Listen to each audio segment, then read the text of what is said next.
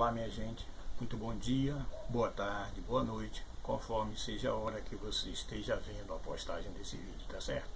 Como sempre em cada vídeo, eu sei que às vezes pode ser até que eu esteja já sendo enjoativo para você, mas eu gosto sempre de me apresentar. Se é que você não me conhece, meu nome é Jaime Viana e eu sou mais um entre os milhares a batalhar pela fé que uma vez foi dada aos santos, tá certo? Eu quero contar uma história. Essa história é uma história que vem dos prelúdios do princípio do mundo, né? Para ser mais exato, entre os nórdicos, os germânicos, naquela região do outro lado do hemisfério norte, a respeito de uma deusa, e essa deusa, ela tinha um atrativo por crianças, e essa deusa, entre aspas, ela gostava muito de crianças. E um dia ela estava no jardim e um pássaro pousou praticamente sobre o colo desta deusa. E ela pegou esse pássaro e transformou em um coelho. E transformando em um coelho, aquele coelho ficava ao colo dela. E quando aquela deusa saiu do jardim, as crianças ficaram conversando com o coelho. E o coelho começou a mostrar uma certa tristeza, porque ele não queria deixar de ser pássaro, ele queria continuar sendo pássaro, mas aquela deusa, segundo conta a lenda nórdica, ela ficou como que extasiada ao ver o seu poder se manifestar e as crianças ficarem boquiabertas com aquilo. E na cabeça daquela deusa ela estava praticamente alegrando as crianças. Mas aquele coelho, que antes era pássaro e agora era um coelho, ele começou a dizer que ele estava muito triste. Foi então que as crianças foram até a deusa, ou chamaram ela para que a deusa viesse até eles, e as crianças contaram que aquele coelho, que no início era alegria, agora estava sendo motivo de tristeza para as crianças. Porque o próprio coelho, que antes era pássaro, ele agora estava como um coelho, e ele estava triste com a nova realidade dele. E aquela deusa tentou desfazer a mágica, tentou desfazer aquela mágica, para não chamar de outra coisa. E ela não conseguiu. Essa história que eu estou contando a você, ela faz parte das lendas saxônicas ou das lendas germânicas, que eram contadas no hemisfério norte. Talvez você diga, peraí, o irmão vem sempre para falar de Jesus, e agora está falando de lenda, de deusas. Me dá só um minuto que nós vamos tentar chegar a um consenso. Aí vamos entrar na questão da palavra de Deus, do poder que é ter conhecimento de Deus. Essa deusa, elas têm se misturado nos dias de hoje com a Páscoa de Cristo. Como é que é? É assim. Mas deixa eu só concluir o que aconteceu. Então, até um certo tempo, ainda era pregada dessa maneira.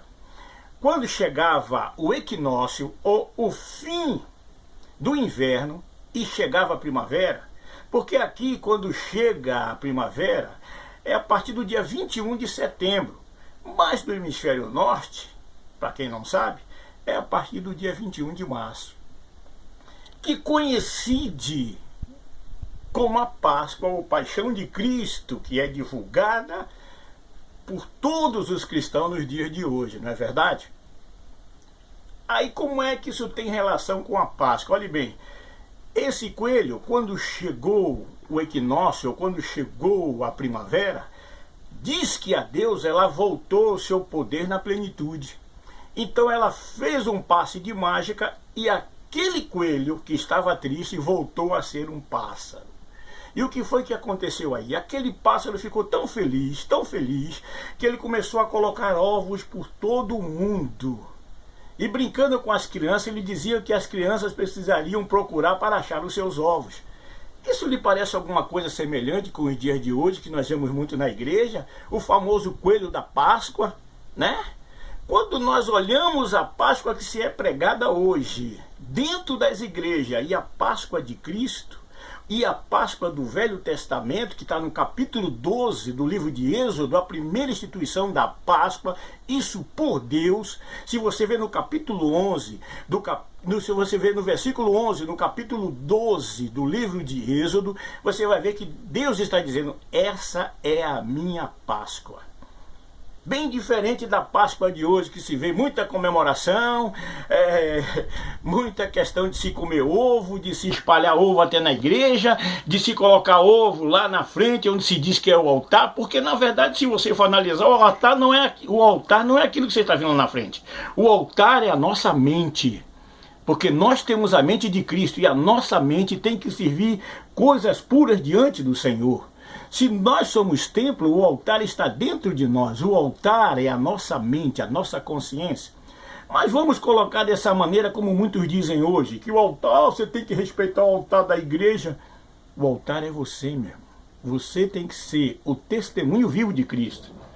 E o que é que eu falo para você agora? Você comemorou a sua Páscoa? No mínimo disseram que você tinha que trazer, né? Se o irmão puder, traga ovo, traga alguma coisa para fazermos a Páscoa das crianças. A Páscoa estipulada por Deus. Lê o capítulo 12 de Êxodo que você vai ver que o povo deveria comer com a sua roupa pronto para sair no corpo, com o seu cajado na sua mão, deveriam sacrificar um cordeiro sem mácula, sem mancha, pegar o sangue dele e colocar sobre os umbrais e sobre as vergas da porta. E disse o Senhor, olhe, quando eu passar meia-noite pela terra do Egito, o local que eu ver o sangue, eu não vou entrar ali, eu não vou passar ali. Ou seja, eu não vou efetuar a justiça ali. Páscoa de Deus significa livramento, significa uma nova posição, uma nova chance, uma nova oportunidade. E é isso que Deus nos deu em Jesus Cristo, lá na cruz do Calvário. Então não me venham com essa de querer viver novamente. Mas a gente faz esse tipo de coisa aqui, é para a igreja ser social diante das pessoas. Se o Espírito Santo não convencer o homem, o nosso papel é em vão. Porque é ele que nos diz, o Evangelho de João, capítulo 16, ele vai convencer o homem do pecado, da justiça e do juízo. Então eu quero dizer para você agora aqui, me perdoe se eu estou sendo grosseiro, mas é preciso reavaliar que tipo de mensagem é que estamos levando para as pessoas, que tipo de evangelho é que temos pregado realmente, que tipo de cristão ou de crente queremos ter dentro daquilo que nós chamamos de igreja. Que tipo de povo estamos preparando para ir morar no céu? Porque uma coisa é certa, no oba-oba ninguém vai chegar lá. Não venha dizer depois, mas eu não sabia. É por isso que no capítulo 22, versículo 29 do Evangelho de Mateus, o próprio Jesus falando aos doutores da lei naquela época, quando vieram interrogar a ele e colocaram uma questão diante de Cristo.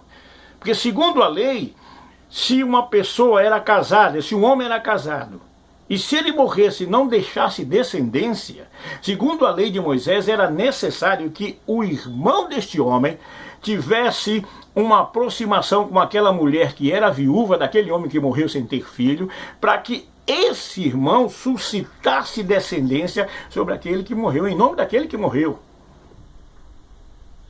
E aqueles homens disseram, e teve uma mulher que acabou ficando com os 7 irmãos. Aí eles perguntaram, e na ressurreição, de quem é que vai ser esta mulher? Veja que pergunta maligna, diabólica, capciosa, com a intenção de desvalorizar o testemunho do Senhor e de até mesmo envergonhá-lo. E Jesus fala uma coisa que infelizmente tem sido uma tônica, tem sido uma realidade nas nossas igrejas no dia de hoje. Jesus disse, errais por não conhecer as Escrituras e nem o poder de Deus. A igreja parece que esqueceu que Jesus Cristo é o mesmo ontem, hoje e eternamente. Que o poder de Deus continua ativo. Assim como Satanás está vivo e ativo sobre o planeta Terra, Deus, na sua infinita bondade e misericórdia, com a sua Páscoa, que é o Senhor Jesus Cristo, nos preparou o livramento para que todo aquele que estiver debaixo do sangue de Jesus, que estiver coberto pela graça, aleluia, de nosso Senhor Jesus Cristo, não seja sucumbido por esse mundo de trevas. A verdadeira Páscoa de Deus é essa. Jesus veio ao mundo para anunciar. Deus estava em Jesus Cristo nos reconciliando com Ele. Ele veio ao mundo para buscar e salvar o que se havia perdido. E não essa festança que se vê aí. Relacionado a isso, nós vemos como se fosse também ainda no capítulo de Êxodo, já mais à frente, no capítulo 32 de Êxodo. Quando quando Moisés vai ao monte, e eu fico eufórico com isso. Moisés foi ao monte para buscar as diretrizes de Deus, as tábuas com a lei dos 10 mandamentos. E o que é que acontece? Ele ficou por 40 dias lá em cima, e quando ele volta, o povo está na festança. Mas o contexto que diz aí é que o povo disse assim: esse Moisés que subiu ao monte até hoje não voltou, ninguém sabe o que aconteceu com ele. E chamaram Arão. Arão, que era sacerdote do Deus vivo, agora Arão estava ali diante do povo e Arão disse: traga seu ouro, traga a prata que vocês têm aí, nós vamos fazer aqui um novo Deus para a gente. Não é isso que tem acontecido no dia de hoje? Agora volta isso aí, veja o tipo de Páscoa que nós temos pregado, veja o tipo de convivência que nos tem sido introduzido na igreja, um mundo dentro da igreja, quando a igreja deveria estar no mundo para pescar almas, para se cumprir o que diz Isaías 61. Para entrar nas prisões e libertar os cativos, ou seja, as prisões espirituais, para, se possível for, descermos até o inferno para buscar mais almas do Senhor Jesus. Aleluia. Gente, cabe a mim dizer o seguinte: é preciso examinar as Escrituras, para que você não caia no erro. Não pense que pelo fato de você estar dentro de uma igreja você está salvo.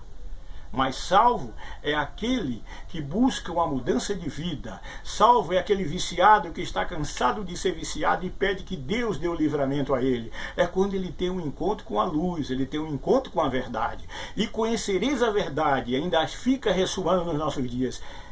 E a verdade vos libertará. A verdade é Jesus Cristo. É preciso, pastores, em nome de Jesus Cristo, voltar a pregar a palavra, não ficar de olho naquilo que é conceito financeiro, mas deixar o Senhor trabalhar em nossas vidas, deixar o Senhor moldar o vaso que somos nós, cada um de nós, para que sejamos realmente condutores da verdade, para que sejamos realmente embaixadores de Cristo.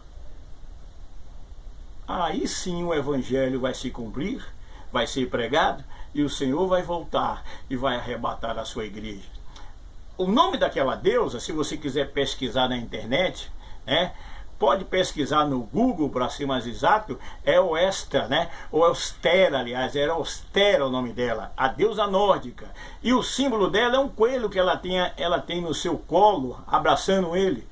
Ostera é o nome desta deusa. Procure por Ostera, se você estiver duvidando do que eu estou te falando, que você vai ter algo mais amplo para você entender. Que essa Páscoa que se tem pregado aí, essa festança, está parecendo a festança que o povo fez lá no deserto, quando Arão disse que era para trazer ouro, prata e cobre, que eles iam fazer o novo Deus, e fizeram o famoso bezerro de ouro. E disseram: aí, está aí, olha Israel, o Deus que tirou vocês do Egito. Minha gente, tem muito bezerro de ouro sendo colocado dentro da igreja no dia de hoje. Vamos tomar cuidado, porque Jesus Cristo está voltando. E o final dessa mensagem espinhosa que eu estou trazendo para você em nome de Jesus é que você se conscientize, que volte para a Bíblia, que vá buscar a palavra. Se o pastor falou, como diz o capítulo 17 do livro de Atos, vai examinar na palavra para ver se o que ele está falando está dentro da palavra. Porque se não estiver falando, ele tem que se arrepender e começar a falar a verdade, porque Deus não é Deus de oba-oba, tá certo? Então, em nome de Jesus Cristo, é o que eu te peço: volta para a Escritura, começa a ler, começa a estudar, para que não se cumpra em você o que diz em Oséias 4,6, o meu povo foi levado cativo porque lhe faltou entendimento. Aqui para os nossos dias é o meu povo sendo destruído porque deixou de buscar a verdade. Não é porque o pastor falou, porque alguém falou. Vá você olhar na Bíblia, deixe de ser preguiçoso e vá para a palavra, abra o seu olho, porque a salvação agora que o Senhor já determinou, agora é você que tem que estar em manutenção junto com Deus, é você que tem que estar se policiando, vigiando, para que você, quando chegar lá, não vá se cumprir o que está lá em Gálatas: não venha correr em vão. Aí eu fiz tanta coisa e chegar na hora, você acaba vendo que o que você fez estava tudo errado. E não é pelo fato de dar esmolas, não é pelo fato de dar dízimo, não é pelo fato de participar de todos os cultos que você está salvo. Primeiro o reino de Deus tem que ser realidade na sua, na minha, na nossa vida. E todas as outras coisas nos serão acrescentadas. Muito obrigado mesmo, obrigado pela sua atenção, obrigado pela sua participação. Mais uma vez eu quero te pedir perdão em nome de Jesus, porque eu sei que é uma mensagem muito espinhosa. Eu ficava pensando antes de trazer essa palavra, mas eu não podia me calar, porque se eu me calar, o Senhor ia cobrar de mim. Então muito obrigado a você, obrigado pela sua participação. Fica na paz, que o resto a gente corre atrás em nome de Jesus Cristo. Amém. Graças a Deus. Até a próxima.